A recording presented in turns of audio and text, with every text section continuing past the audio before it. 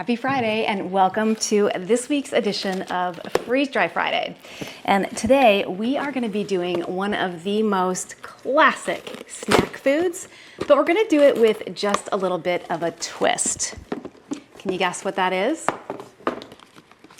We are going to do banana chips. I've been going back through all of my videos. I have like 73, 74 now with this one, Freeze Dry Friday videos, and as I was looking through, I noticed I had not published or shot a video of doing banana chips, even though I have done these many times. So it was time to get one in because I'm working on a large project. So the twist in here is twofold. Number one, I got bananas that were in different stages of ripeness. I went to the store and I bought barely just ripe bananas, and then already really ripe bananas that already had that banana scent to them, and you could just tell that they were going to go brown any day. And my intent was to take them home and to get them processed that day or the next day.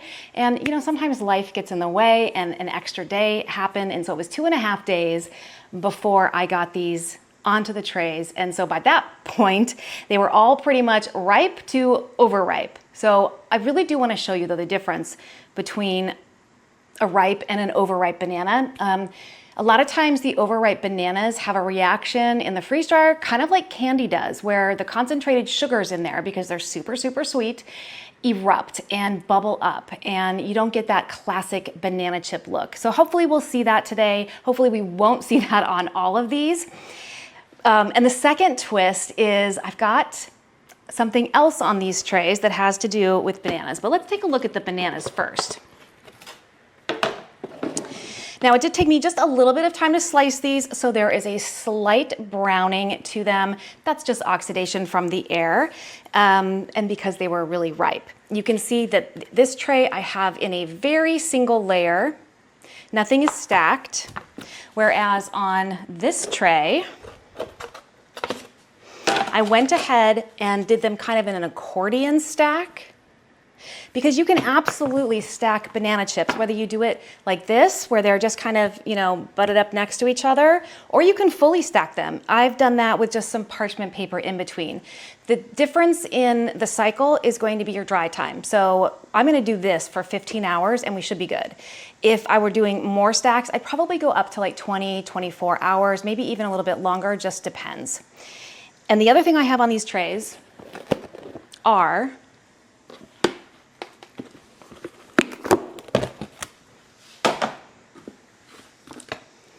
all the peels, which have completely gone brown. They did not look like this, and I'm gonna show you that. I'm gonna show you processing these. They did not look like that when I peeled them and cut them down. But these peels right here are gold. They can be freeze dried, and then you can powder these down. And you can use these yourself, or you can use them in the garden. They contain a lot of phosphorus and a lot of potassium, which is incredible for garden health. You can sprinkle the powder around your plants. I'm planning on doing that, but I'll also probably keep some in the house as well because it's amazing for your own personal health. And because it has the potassium in them, one of the reasons I wanted to do more banana chips is because I want potassium in the house as an electrolyte ingredient for a homemade electrolyte solution. When I felt really overly dehydrated earlier in the year and felt so sickly, really dizzy that I didn't even want to drive to the store to try to get an electrolyte drink that, quite frankly, I was not going to like. It would have been loaded with sugar. I did my own, but all I had was the salt and the sugar. I didn't have the necessary potassium to make it a true electrolyte powerhouse. And so I will with this. So I'm super excited to be getting the peels freeze dried along with the bananas. So all we have to do is go over to the freeze dryer. I'm going to show you what settings I'm going to use. We're going to let it have its 15-minute cool down. And while it's doing that, I'm going to just pop in the clip of me putting everything on these trays. So I'll meet you over at the freeze dryer. All right, first things first, I'm going to close the door because I do keep my door open when not in use, just to keep the airflow, keep everything nice and dry. We're going to customize this. So I am going to do an initial freeze of 0 and extra freeze time of 0 because those have been in the freezer and they are fully frozen. We're gonna do a dry temp of 120, and we are going to do my 15 hours of extra dry time. That's just the dry time that I find works most often for just about any food other than candy. I trust it for the most part, but of course I always test the food when it's done just to be sure. And sometimes I do put extra time on if I feel it needs it or if it's inconvenient for me to get it at that time. So I just bump more hours on because you can't over freeze dry something, but you can certainly under freeze dry it. I think 15 hours will be enough. We'll test it when it's done, but we're gonna go ahead and save this. We're gonna get it started, and I'm gonna pop in the clip of me getting all of those bananas on the trays, and I'll meet you back here in 15 minutes. I have here 3 different stages of ripeness bananas. So I bought one that was just ripe, still had a green stem, perfectly unblemished banana, and then one bunch that was just starting to have a couple small, tiny little brown spots on it, and then one that was definitely ripe and would be more brown if it was left for 24 hours. But you know, life gets busy, and even here I'm working on a different area in my kitchen because I've got dinner going over to the right of me. But the intent was I wanted to show you the difference between the outcome of freeze-dried banana chips with just ripe, with ripe, and then overripe bananas, because there is a difference in the outcome. So that's what I'm doing here, but time got away from me and I didn't quite get that done. But one of the reasons I wanted to do banana chips, number one, I haven't done them in a while, and I don't think I have. I definitely don't have any in glass. I might have some in Mylar, but I want to get a little stockpile going. Bananas are such a good source of potassium, and they also have vitamin B6 and vitamin C, as well as antioxidants. And the potassium supports your heart health by helping to lower your blood pressure. And they also contain magnesium, which is an important mineral for heart health. And potassium is also important for healthy kidney function. And in our American diet, we rarely get enough potassium and magnesium in our diet. So integrating bananas in is a great way to boost your overall health. Bananas also contain a good amount of pectin, which supports digestive health and helps to make you feel fuller. And bananas also contain phosphorus. They have it both in the peel and in the pulp, but more of it in the peel. And with potassium, magnesium, and phosphorus, this is also going to make an incredible garden amendment along with the calcium powder that I make from my eggshells. So if you've been with me for a minute, then you know that I save all of my eggshells and I powder them using my Vitamix.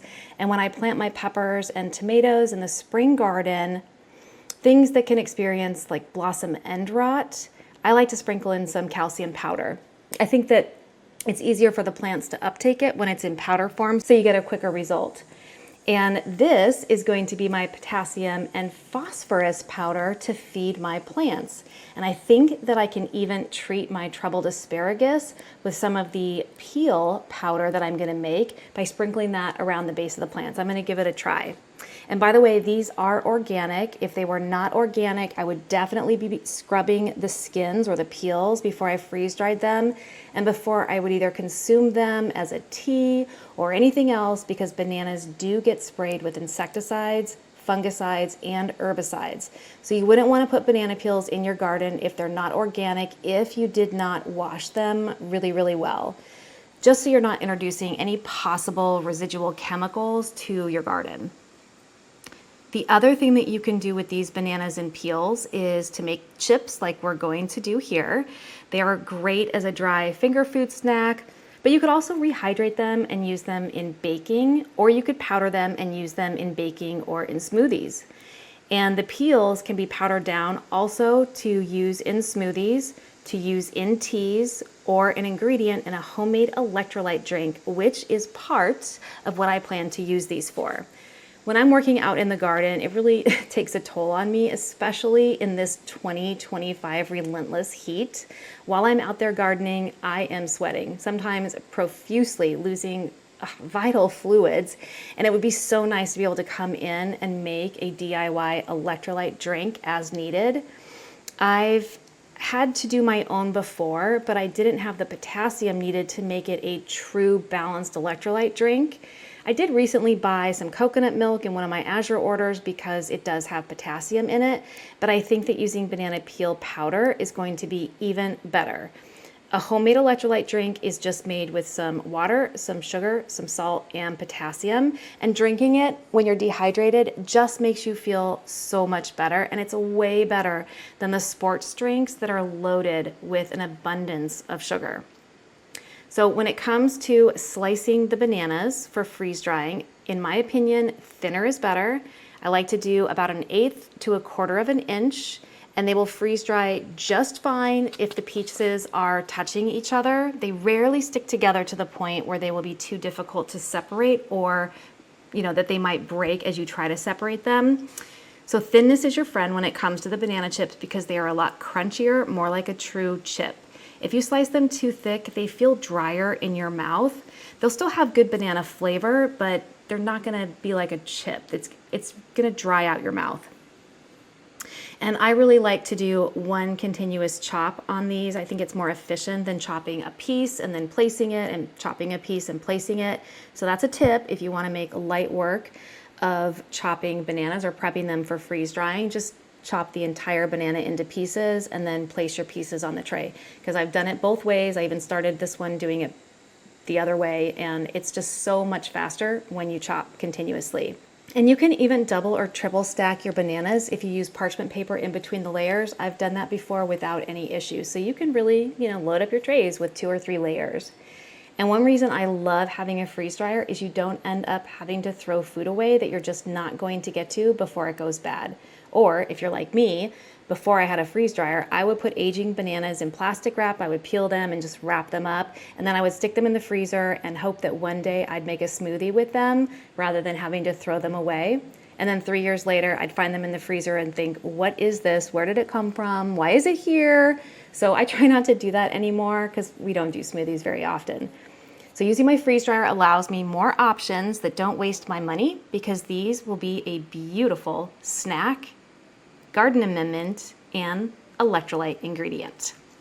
Now I only bought 4 of the super ripe bananas on purpose, and I'm slicing those ones extra thin. I want to see if it makes a difference in the sugar crystallization on top of the freeze-dried bananas, because that's what happens when bananas are overripe. The sugars are just intensified and concentrated, and you end up getting like the sugar crystallization on top. And I want to just show you that. So I'm going to keep the slices from the extra or overripe bananas on one tray, and there's not too many of those, so we should also be able to get a good amount of peels on that tray as well. And then we're gonna freeze dry the peels because they are garden gold, and you can also use them in your baking or for electrolyte drinks or as flavoring because they have a really good flavor, and believe it or not, the powder is not bitter once you freeze dry it. And prepping bananas is kind of like prepping grapes. There's a little bit involved in getting them all sliced up and onto trays, but trust me, this is worth it. They are so delicious. And when these are all sliced, they're gonna go into the freezer for a 24-hour pre-freeze before we get them into the freeze dryer. I try my best to pre-freeze everything for at least 24 hours because it definitely helps with the longevity of your freeze dryer by not putting as much wear and tear on it. And I personally think that you get a better end result from the product itself. Now I did find some brown spots on a couple of the bananas pulp, and I have honestly never freeze dried a brown banana, so that's going to be an experiment today. And it's not that it's bad if a banana has a brown spot, it's just going to be extra soft and extra sweet, but it won't be soft once we freeze dry it. We'll just have to see what the flavor is when it's done. I'm trying to get these into the freezer quickly before they oxidize and turn even more brown. This was quite a few bananas, and honestly, I forgot to pour out a bowl of some lemon juice to dip these in to keep them from oxidizing. So remember to do that. Even though I'm not showing this here, these are gonna be a little bit brown when they come out of the freeze dryer because I didn't dip them. And that's one of the reasons why I wanted to put this on video, because see, I forgot that step because I didn't have a reference to go back to. So dip them in some lemon juice and they will stay a pretty color all the way through freeze drying. And now that we're doing the peels, I am taking off the stem of the peels because that's just going to be harder to powder down. And I'm layering these face up, face down, and crisscrossing them just to help with airflow on the trays, just to be sure that everything is done at the same time. 40 hours in, and the machine is done with its process, including the extra dry time. This was 3.75 pounds of bananas, so 40 hours, keeping in mind that we also did the peels. So we're gonna go ahead and open the drain valve and make sure that these are dry. But I can tell you that I forgot a very important step when processing these bananas because it's been so long since I've done bananas. I did not dip them in any acid. I did not put lemon juice on them. And so for the most part, they've turned brown. So a key takeaway is, especially if you're working with ripe bananas, you do want to put some lemon juice on them or some lime juice on them. That's just going to help them maintain that beautiful color. Now, I don't necessarily care because I'm really interested in this for the potassium benefit for me, for my family, and then also the phosphorus benefit, the phosphorus and the potassium benefit that this can bring to the garden. So not a huge deal for me. Most of this is gonna get powdered down, but we eat with our eyes as much as with our stomach. So if you want to avoid brown banana chips, make sure that you dip them in some lemon juice as you're cutting them. So cut them and put them, just dip them in before you put them on your tray, and you'll have a aesthetically pleasing outcome when it comes to color. Let's get this open and let me show you what I mean.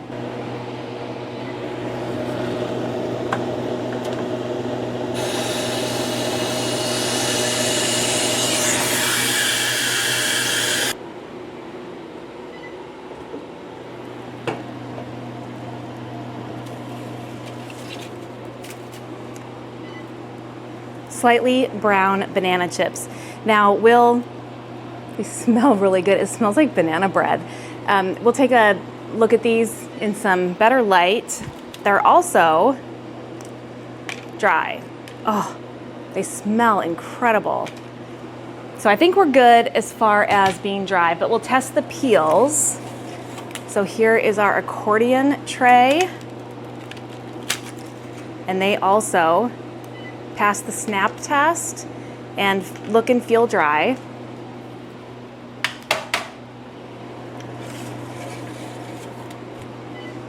And here are some of our peels. Oh yeah, they feel dry, but we'll make sure that the bottom ones feel dry as well. And this one has more peels on it, so definitely but they do, they feel dry. So we'll get these into the kitchen, we'll give them a closer look, we'll give them a taste. I'm gonna show you that crystallization that I was wanting to show you as far as what happens when you freeze dry extra ripe bananas. So this experiment worked really well for that. And then we will get this powder down, and I'll decide if I wanna powder the chips down now or just leave them as is, powder if needed. So I'll meet you back in the kitchen. So for these, I'm gonna put the banana chips and the peels into some glass jars. I will do more that will go into Mylar, but I'm gonna get those dipped in lemon juice when I process them so that, the ones that are going into longer storage have a better aesthetic. But I do wanna give you a close-up, and I know I wrote on one of these parchment paper, I've got to find it. Okay, so this was the one that I said was overripe, and I also put some of the overripe ones over here. So I'm going to give you a close-up on those, but I can go ahead and taste test one of these. So this is one that I broke when we took it out of the freeze dryer. It looks completely dry, and actually the aesthetics are not that bad. I'll bring you in for a close-up. They are delicious. See, this is my kind of candy. The flavor is incredible. Now, for me, I like them cut a little thinner rather than thicker. The ones over here and some of the ones over here, I did really thin. And then over here, I did that 1/8 inch or so. So I'm going to show you the difference on those. And these are accordioned, but you can see that they do still just snap right apart without breaking, so that's not a problem. And then I'm going to show, well, that one's a little thin. I want to show you one that's not quite so thin, and then one that is thin. So here's the thickness. I did most of them.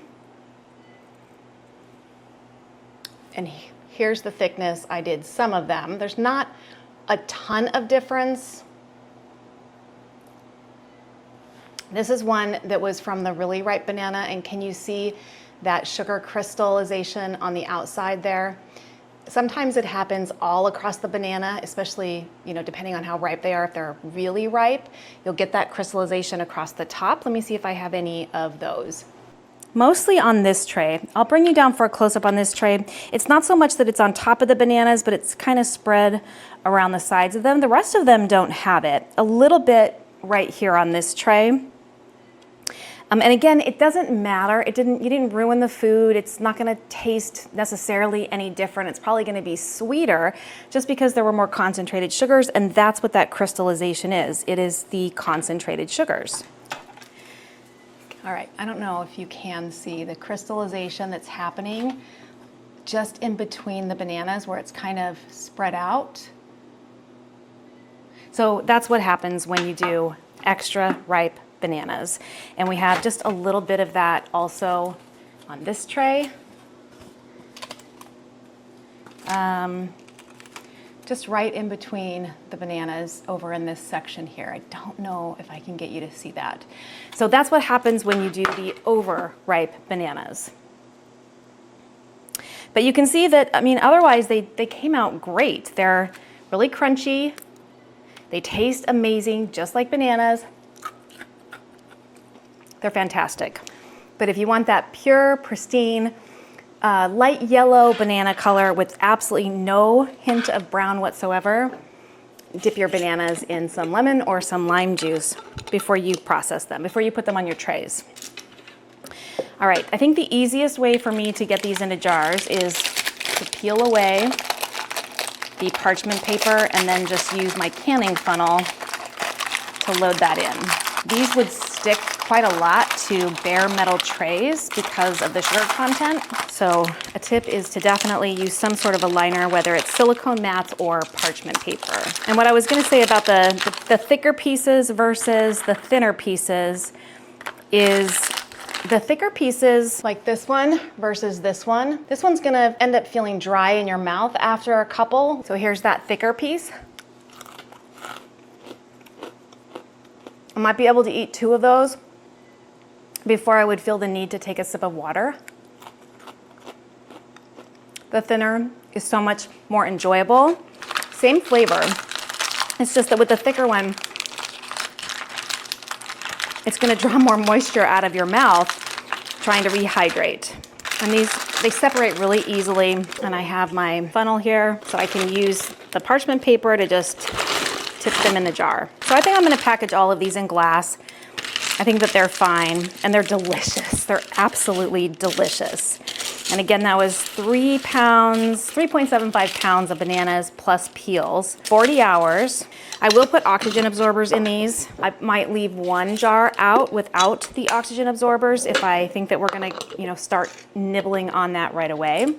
But otherwise, I would put oxygen absorbers in them. In addition to these being a great snack, and also a great ingredient for a hydration drink or for garden amendments, you can powder them down and put them in banana bread for a boost of extra banana flavor. You can make banana pancakes with them, either as is, hydrated in your batter, or powdered down and added. If you like the flavor of banana, if you've ever found yourself buying banana flavored extract, try freeze drying some bananas instead.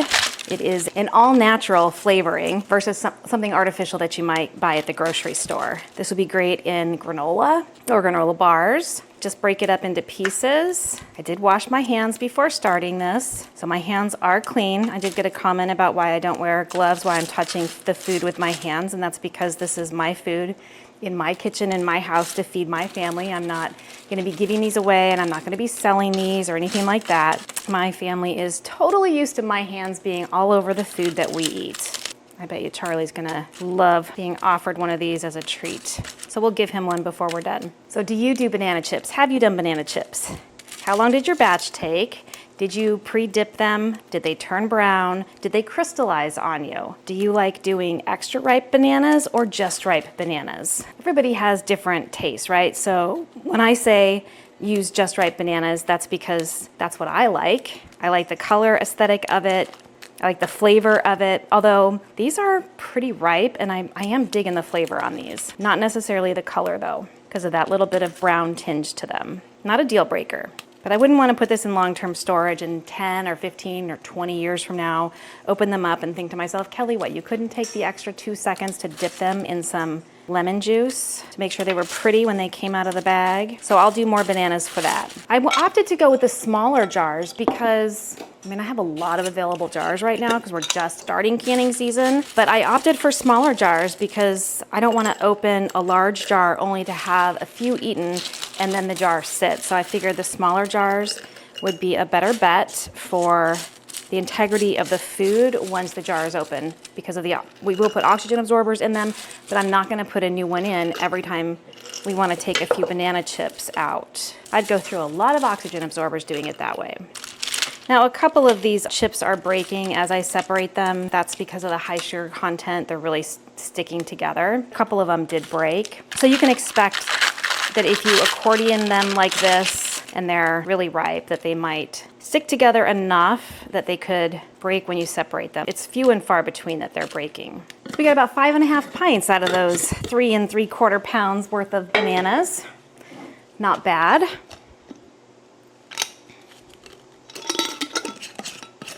I'm just gonna label these with the date and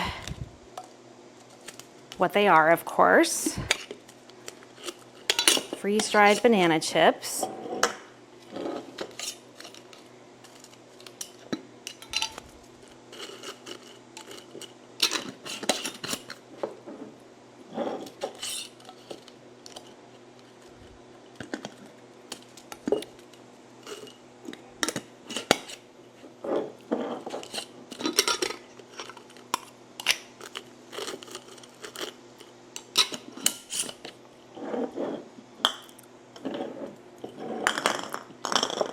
Not a bad little haul. Those came out great. For all of these peels, I'm gonna try this in my Vitamix blender versus the food processor because I think we're gonna get a better powder effect on them. But I'm gonna start by just squishing them down, and they do feel dry.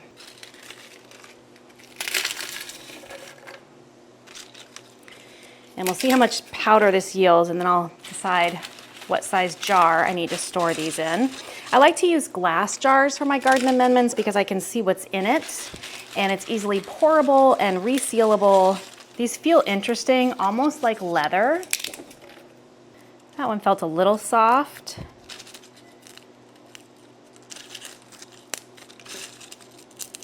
I don't want to ruin all my powder just in case, so I'm going to leave that one out just in case. These all feel good.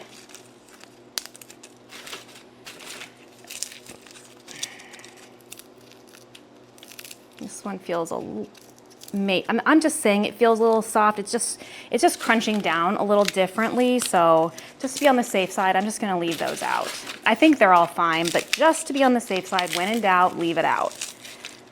You could also use these peels to add banana flavorings to things. You could use them to make banana tea, but because I have the actual bananas, that's what I'll probably use those for, and save this for the garden.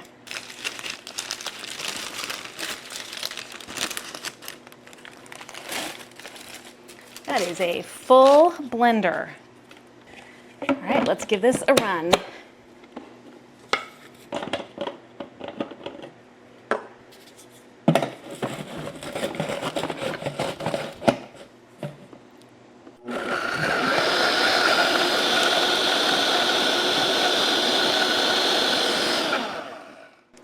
that went into a very fine powder. I am covered in banana powder now because it, flew up the sides of the tamper, but I did need to use the tamper to really get it going. So tip, this might make a little bit of a mess unless you keep the lid sealed. And I don't know how you would get this fully processed, maybe in batches, if you weren't going to use a tamper. Let's see how much that yielded us. I think we can get that into a pint-sized jar, but I'm going to use a wide mouth. Ooh. It's got a golden brown color to it. There's a lot in here.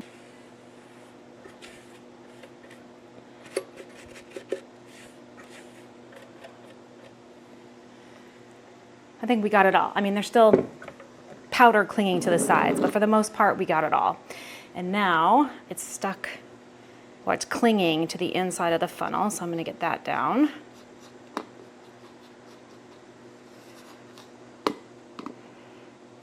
And we did it. That is a full pint-sized jar of banana peel powder. Perfect for a boost of potassium, especially, but also some phosphorus and other vitamins and minerals for your garden or for yourself. And it's free because usually you throw out your banana peels. Hey, Charlie, your butt wiggling. Would you like some bananas? Good boy. You're gonna drop it. You're a good boy. You're a good boy. You're a happy boy, huh? Yeah. Was it good? Yeah. Yeah, it was good, huh? Thank you so much for joining me for another edition of Freeze Dry Friday, where we processed 3 3/4 pounds of bananas, peels included, to yield 5.5 pints of delicious and nutritious banana chips, as well as 1 pint of banana peel powder, perfect for garden or home health. My name is Kelly, you're at A Better Choice Homestead, and I do hope you come back and visit again soon.